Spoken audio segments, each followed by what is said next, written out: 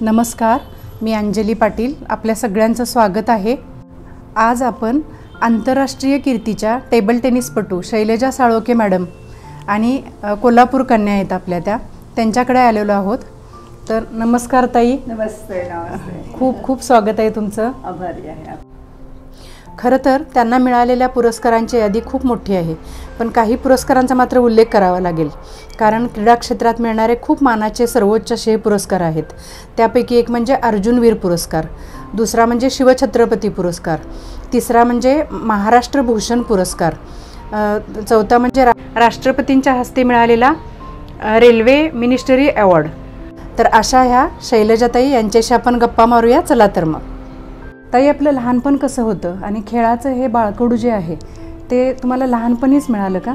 फुले रविवारपेठ इथं आमच्या गल्लीमध्ये, आमच्या घराच्या आसपास सगळ्या मैत्रिणी माझ्या सगळ्या इतक्या हौशी आणि खेळाडू होत्या. म्हणजे कसं की लंगडी चालेल, आम्हाला खो खो चालेल आणि बाकीच्या सगळ्या हुतुतू चालेल, ह्या सगळ्या गोष्टी आम्ही रस्त्यावर खेळायचो. आणि आम्हाला त्यावेळेला कोणाचं बंधन नव्हतं. पण त्यावेळेला होतं कसं की प्रत्येक घरातली मुलगी बाहेर येते म्हटल्यानंतर थोडंसं आईवडील नाराज असायचे. पण मी पुढाकार घेतला होता. आम्ही 5 बहिणी घरामध्ये, त्याच्यामुळे सगळ्या आम्हाला खेळाची आवड तर होतीच. आणि आम्ही सगळ्या मैत्रिणी सकट आमच्या बहिणीसुद्धा आम्ही रस्त्यावर खेळायला यायचोच. त्याच्यामुळे नव्हती, इतकी वाहनं नव्हती आणि कोणाचा डिस्टर्बन्स इतका नव्हता रस्त्यावरती. आणि ते सुद्धा कसं, आणि मार्किंग कसं करायचं, पाणी ओतून करायचं मार्किंग. खो खोसाठी 3 रेषा असायच्या. मग त्या पद्धतीने आम्ही लंगडी म्हणा ह्या सगळ्या गोष्टी आम्ही घरगुती स्वरूपात आम्ही सुरू केल्या तिथे. आणि तिथून मला सगळ्या खेळाची आवड निर्माण झाली. आणि मग त्यावेळेला कसं माझ्या वडील म्हणजे त्यावेळेला राजाराम महाराजांच्या काळाला तेव्हा फुटबॉल प्लेअर होते. आणि त्यांनी मग हे सगळं पाहिल्यानंतर त्यांना वाटलं की अरे ह्या पोरी एवढ्या खेळतात, मग आपण त्यांना जरा थोडंसं आणखी मोटिवेट काहीतरी करू. म्हणून त्यांनी टेबल टेनिसचं टेबल घरात करून घेतलं की मुली बाहेर कुठे जाणार नाहीत. त्यांचा दृष्टिकोन कसा होता की व्यायाम व्हावा, मुलींच्या दृष्टीने तो व्यायाम हवा, की तो घरात केला जाईल. त्या दृष्टीने त्यांनी टेबल टेनिसचं टेबल स्वतःच करून घेतलं. तुम्ही 71-72ला चायनाला गेला आणि तिथं जाऊन तुम्ही ब्रॉन्झ पदक मिळवलं, त्याच्याविषयी थोडक्यात सांगा.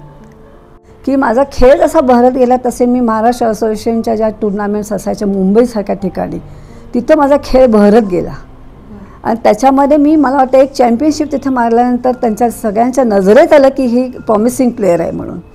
आणि त्याच्यामुळे माझी इंडियन टीममध्ये माझी वर्णी लागली.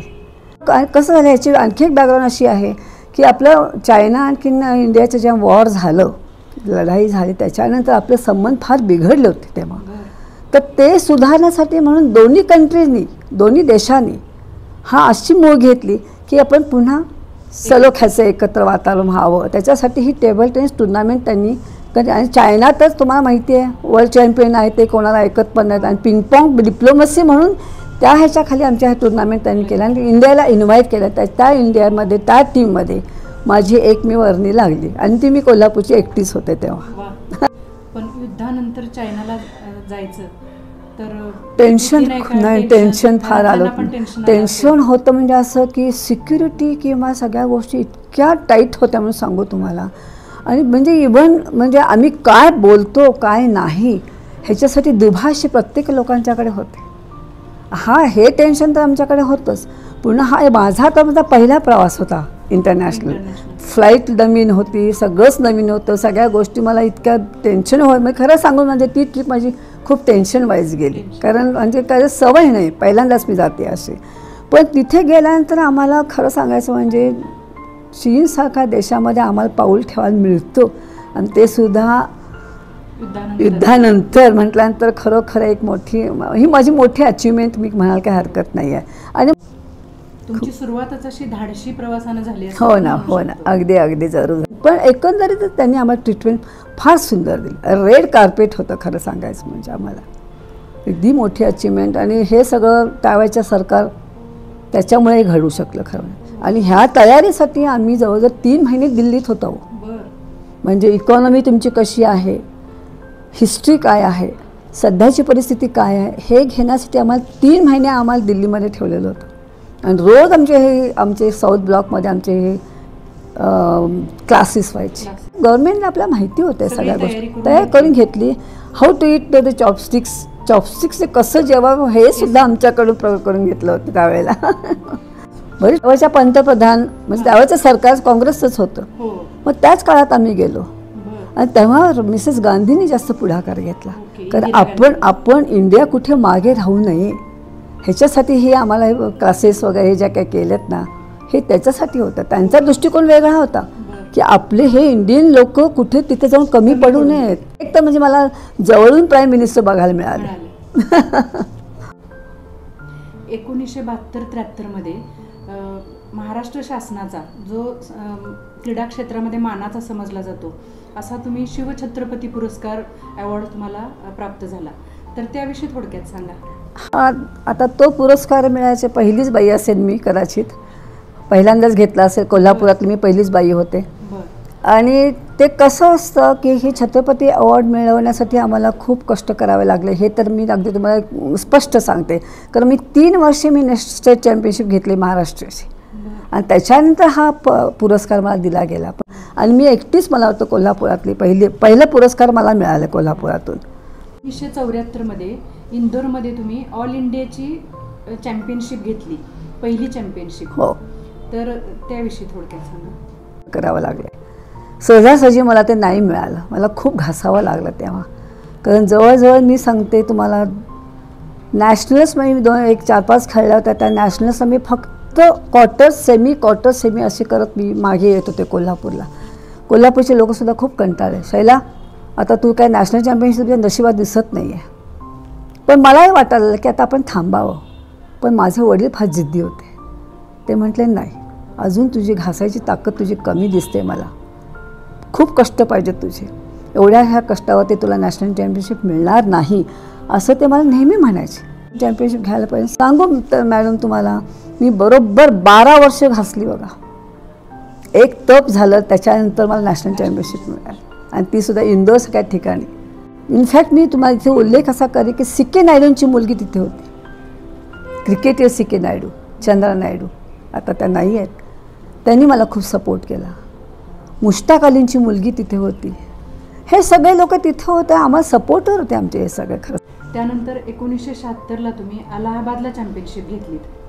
पाठोपाठ तुमचं हे चालूच होतं 74-76. बरोबर. एक चॅम्पियनशिप घेतल्यानंतर माझा कॉन्फिडन्स खरंच वाढला की नाही, आता आपण कुठेही हारायचं नाही.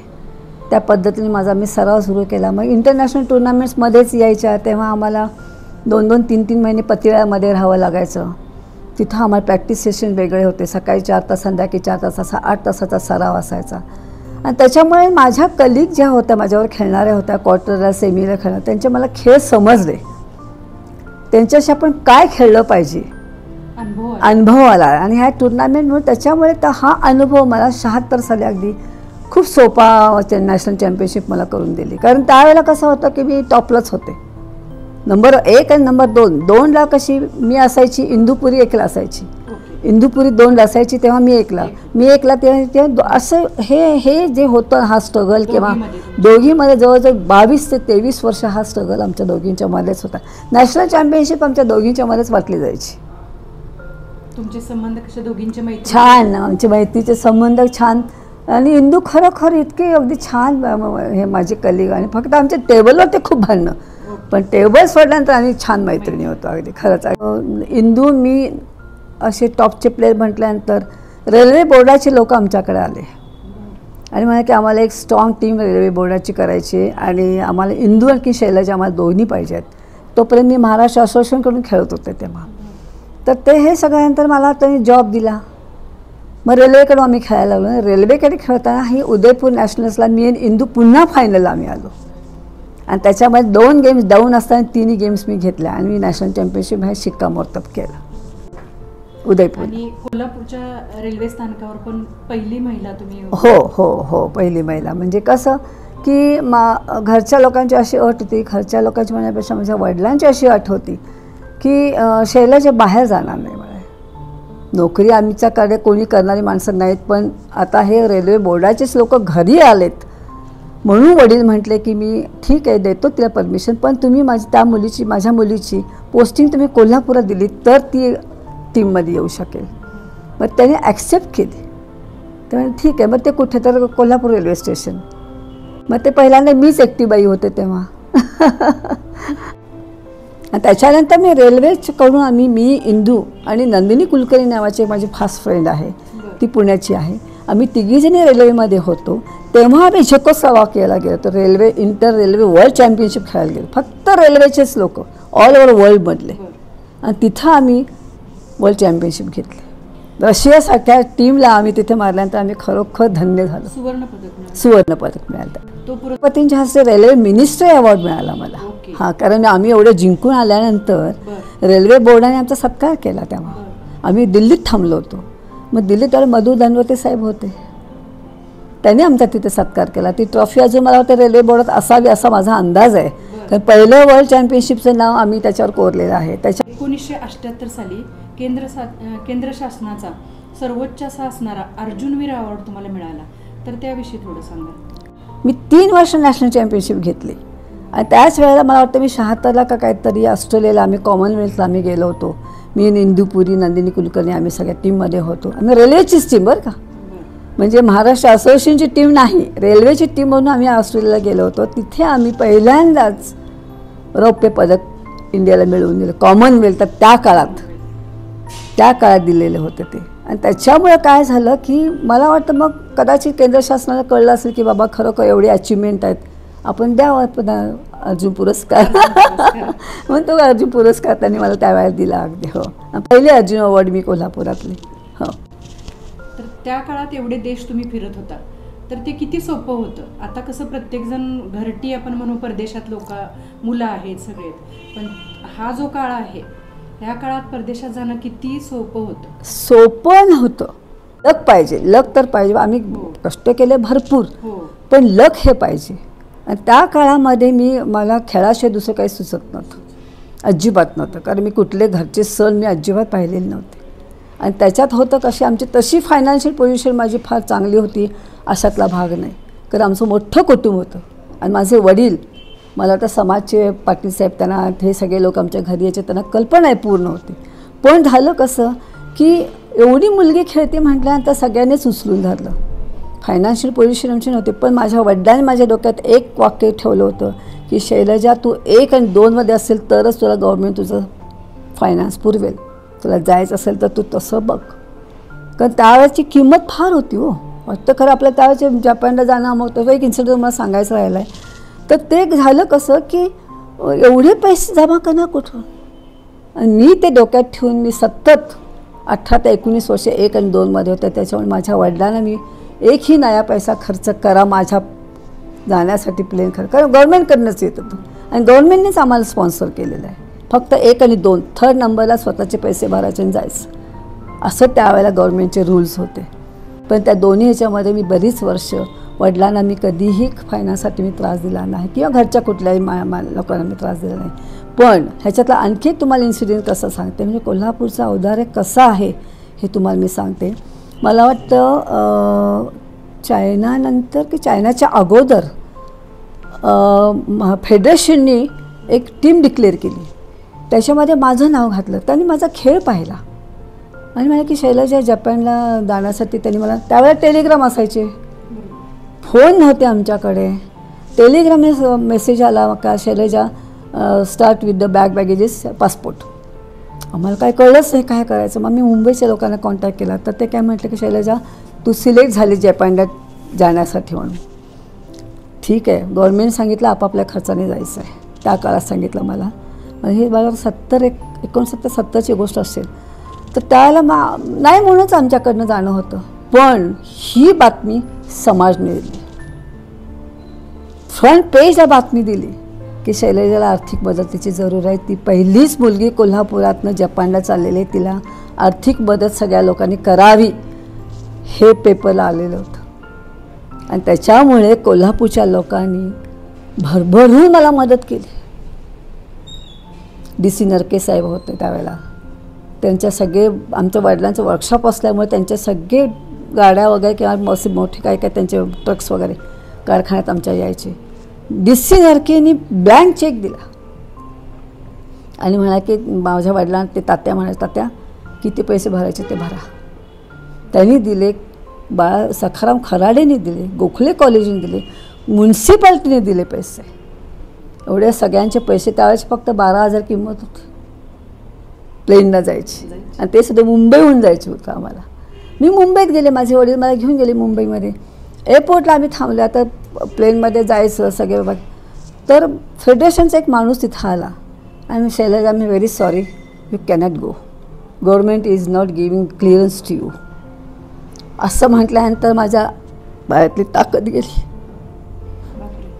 असं म्हटल्यानंतर म्हटलं अरे तुम्ही तर, म्हटलं मी त्यांना टेलिग्राम दाखवला, पासपोर्ट तर दाखवला, तुमची लेटर दाखव. व्हेरी सॉरी म्हणा शैलजा, आम्हाला पण आश्चर्य वाटतं की तुलाच कसा गव्हर्मेंट क्लिअरन्स देत नाही. आणि मी त्याला 3rd मेंबर होते, त्याच्यामुळे गव्हर्मेंटने माझा क्लिअरन्स नाकारला. पण म्हटलं हे माझ्याकडे पैसे आहेत, हे घ्या तुम्ही. तरीसुद्धा गव्हर्मेंटने क्लिअरन्स दिला नाही. तशीच मी माघारी आले माझ्या आईवडिलांना घेऊन. 3 महिने मी घराच्या बाहेर पडले नव्हते. पण माझ्या वडिलांनी नावनिशिवार सगळ्यांचे पैसे कोल्हापुरात परत केले.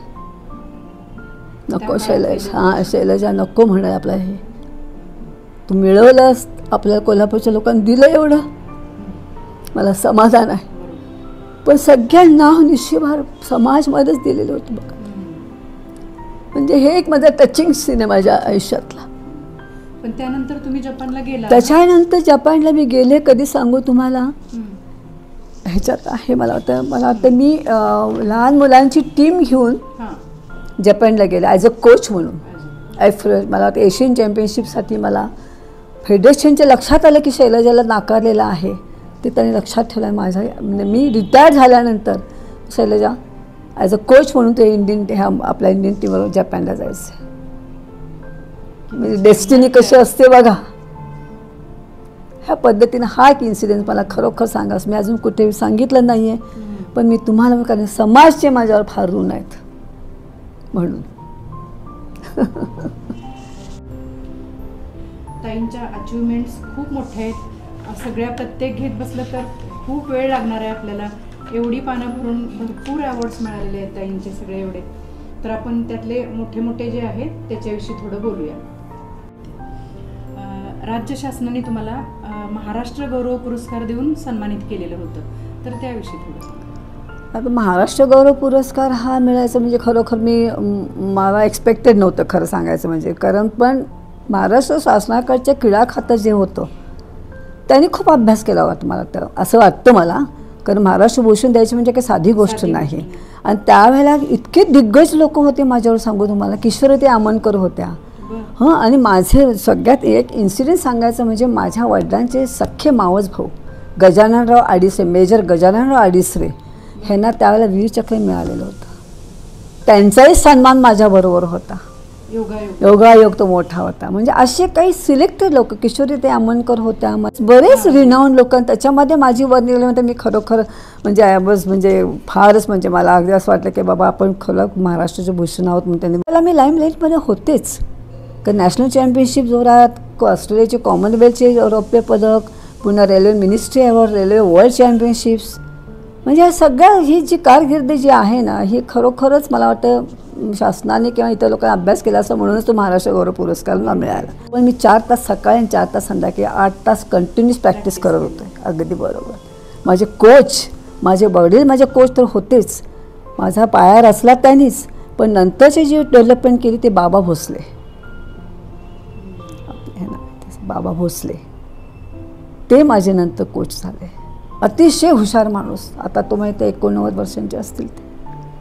फार हुशार. म्हणजे त्यांनी मला आधी सांगितलं तुझा खेळ काय आहे आणि तू काय खेळलं पाहिजे हे त्यांनी मला सांगितलं. वेळोवेळी त्यांचं मार्गदर्शन नंतर मला पुढे मिळालं. म्हणजे हे सगळे अचिव्हमेंट जे मिळालेत ना, त्यांच्या मार्गदर्शनाखाली आहे सगळे. राष्ट्रपतींच्या हस्ते एक तुम्हाला पुरस्कार मिळाला, रेल्वे मिनिस्ट्री अवॉर्ड म्हणून. हो. तर ते काय होतं? त्याच्यापूर्वी जो मला पुरस्कार मिळाला, अर्जुन पुरस्कार, तेव्हा माननीय संजीव रेड्डींच्या हस्तेच मिळाला होता. त्यावेळेला तेच राष्ट्रपती होते. आणि नंतर सेकंड हा जो अवॉर्ड मला मिळाला तर तो त्यांच्या हस्ते दिल्यानंतर ते म्हटलं की we are meeting second time. म्हटली येस सर. मग तेव्हा आम्ही रेल्वे वर्ल्ड चॅम्पियनशिप दिली म्हणतात, रेल्वे बोर्डाने तो रेकमेंड केलेला होता आणि तो रेल्वे मिनिस्ट्री अवॉर्ड म्हणून राष्ट्रपतींच्या हस्ते दिला गेला तो. असं. आता आफ्टर रिटायरमेंट तुम्ही तुमचा वेळ कसा घालवता? वेळ आता कसा जातो थोडासा कठीण आहे, मला वेळ जातो माझा. कारण एक तर माझी लाईफस्टाईल अशी बनलेली होती की खेळ आणि माझं ते जग, ह्या जगामध्येच मी वावरत होते खरं सांगायचं. पण ते 85 नंतर मी रिटायर झाल्यानंतर मला खूप त्रास झाला तेव्हा. पण मी घरी बसले तर घरचे लोक म्हणले घरी बसू नको, तू काहीतरी सुरू कर, तुझं टेबल टेनिस काहीतरी एक कोचिंग सेंटर सुरू कर. पण होय नाही करत मी नाही गेलो. नको, अरे कुठे जायचं, काय कुठे, कोणाला विचारायचं, जागा कुठे मिळवायची, 3 टेबल 4 टेबल इसली बस नाहीत, पण मला हॉल पाहिजे, सिस्टम मला पाहिजे, सगळं आतल्यावर सगळं अगदी व्यवस्थित पाहिजे, तर मग कोचिंग सेंटरला मी उतरणार. पण अशा ह्याच्यामध्ये जवळजवळ 97पर्यंत माझा टाईम गेला. 97ला काय झालं, मी रेल्वे सोडली, मग RCF मी जॉईन केलं, राष्ट्रीय केमिकल्स अँड फर्टिलायझर्स. त्या लोकांनीसुद्धा मला विचारणा केली की मॅडम तुम्ही जॉईन होता का. होते म्हटल्यानंतर म्हटलं मला कोल्हापूरला एरिया ऑफिसला तुम्ही देत असाल तर मी जॉईन होते. मग तिथून मला शिवाजी पार्कमध्ये फेमिना क्लब होता, मिसेस बेरी होत्या त्यावेळेला आणि अनुराधा तेंडुलकर पण होत्या. तर त्यांनी मला सांगितलं शैलजा आमच्याकडे एक टेबल पडून राहिलं आहे बघ, बायका कोणी खेळत नाहीत, तू येतेस का बघ, तुला ऑफिसपर्यंत तुला जवळ आहे तिथून. मग ऑफिस सुटल्यानंतर मी शिवाजी पार्कमध्ये फेमिना क्लबमध्ये टेबल टेनिसचे मुलांना धडे द्यायला सुरुवात केली. पण झालं तिथं कसं, त्या बायका राहिल्या बाजूला पण त्यांची मुलंच तिथं आली सगळी खेळायला. तिथं जवळजवळ एका टेबलवर 40 मुलं होती, त्याच्यामुळे मला फार त्रास झाला तिथे. मग मी त्यांना समजावून सांगितलं की असं आहे, मला आणखी 2-3 टेबल तुम्ही द्या. त्या म्हटल्या की आमच्याकडे जागा नाही तर तुला कुठे देऊ आम्ही. म्हणता मी तिथलं सोडलं आणि शिवाजी स्टेडियमला गेले. त्यावेळच्या कलेक्टर जैन साहेबांनी मला खूप मदत केली. ते पॅव्हिलियन तोडण्यापूर्वी मी तिथं होते. आत्ता नवीन बिल्डिंग झाली आहे ती. 97ला मी तिथे कोचिंग गेले. त्याच्यानंतर मी तिथे जवळजवळ 2020पर्यंत, कोरोना येईपर्यंत माझं काम अव्याहत पण चालू होतं. हो अगदी, म्हणजे माझी नंतर अलीकडचा काळ आहे. हो अलीकडचा काळ, पण 97पासून मी कार्यरत तिथं होते. हजारो मुलं माझ्या हातातून गेलेली आहेत. मॅडम आत्ताच्या पिढीला तुम्ही काय सल्ला द्याल. आत्ताच्या पिढीला माझा असा सल्ला आहे की मेहनत तर त्यांना पाहिजेच आहे, ते केल्याशिवाय तुम्हाला पुढचा रस्ता दिसतच नाही, हे तितकंच खरं आहे. पण आता टेक्निक बदललेलं आहे. 21 पॉईंटची गेम होती ती आता 11 पॉईंटवर आली आहे. ह्याच्यासाठी मुलांना स्वतःचा स्टॅमिना तर डेव्हलप केलाच पाहिजे आणि त्याजवळ 7 गेम्स खेळावे लागतात त्यांना. आमच्या वेळेला फक्त 5 गेम्स होत्या पण 21 पॉईंटच्या होत्या. पण आता तसं नाही आहे, टेक्निक चेंज झाले. त्या टेक्निकबरोबर त्या मुलांनी जायला पाहिजे. एक तर स्वतःशी तुम्ही प्रामाणिक राहा, कोचबरोबर तुम्ही रिस्पेक्ट ठेवा आणि जे तुम्ही करता त्याच्यावर पूर्ण विश्वासाने, आत्मविश्वासाने झोकून द्या, तर तुम्ही ते करिअर. आणि तुम्हाला करिअर करायचं असेल तर तुम्ही ह्याच्यामध्ये तुम्ही पूर्ण तुमचं आयुष्य ओतलं तरी काही हरकत नाही. पण कष्ट केले पाहिजेत, कष्टाशिवाय पर्याय नाही. हा माझा मोठा संदेश आहे. ताई खूप खूप धन्यवाद. खूप छान वाटलं तुमच्याशी गप्पा मारून आणि कोल्हापूर कन्या असल्याचा खूप अभिमान आहे. Thank you very much. थँक्यू. आभारी आहे. थँक्यू.